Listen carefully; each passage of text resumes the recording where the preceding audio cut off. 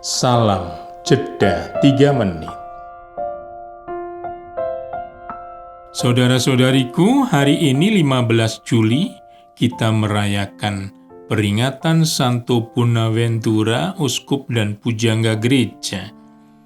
Injil Matius 10 ayat 34 sampai 11 ayat 1 menyatakan tentang pertama, memenuhi nubuat Simeon. Yesus adalah tanda yang menimbulkan perbantahan karena mengharuskan orang menentukan pilihan. Kedua, pilihan itu harus menempatkan kasih kepada Kristus melebihi kasih kepada orang tua dan anak, bahkan terhadap nyawanya sendiri, ayat 39. Dengan kata lain, kasih kepada Kristus diutamakan sebagai prioritas. Mengapa demikian? Bukankah yang patut dikasihi dengan segenap hati, segenap jiwa, dan segenap akal budi hanyalah Allah semata? Di sini Yesus Kristus memang memahyukan diri sebagai pemegang otoritas Allah yang mengutusnya. Menurut hukum pada masa itu, secara penuh utusan menggantikan seluruh kehadiran pribadi yang mengutusnya. Sebagai utusan Allah Bapa, Yesus Kristus menggantikan seluruh kehadiran Allah Bapanya secara penuh.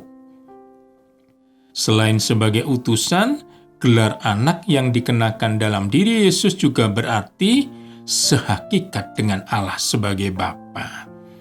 Sebab anak adalah gen Bapanya.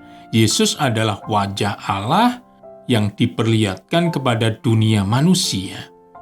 Dengan demikian, segala sesuatu yang dilakukan setiap orang demi kasih kepada Yesus Kristus sama dengan kasih kepada Allah Bapa. Dijamin mereka tidak akan kehilangan upah sebagai seorang abdi Allah. Setiap bentuk perlakuan orang terhadap murid Kristus, orang Kristen, akan mendapatkan upah, berkat rahmat yang impas. Setiap orang yang memperlakukan murid Kristus sebagai nabi, orang benar, atau bahkan hanya sebagai orang kecil yang membutuhkan secangkir air sejuk, orang itu tidak akan kehilangan upahnya. Setiap kebaikan yang terkecil sekalipun yang dilakukan orang lain terhadap orang Kristen sungguh berharga di mata Allah. Sebaliknya, dalam khotbah sebelumnya, Matius 10, 7-15, Yesus mengatakan bahwa setiap orang yang menolak orang Kristen, pada hari penghakiman, Sodom dan Gomora akan lebih ringan tanggungannya.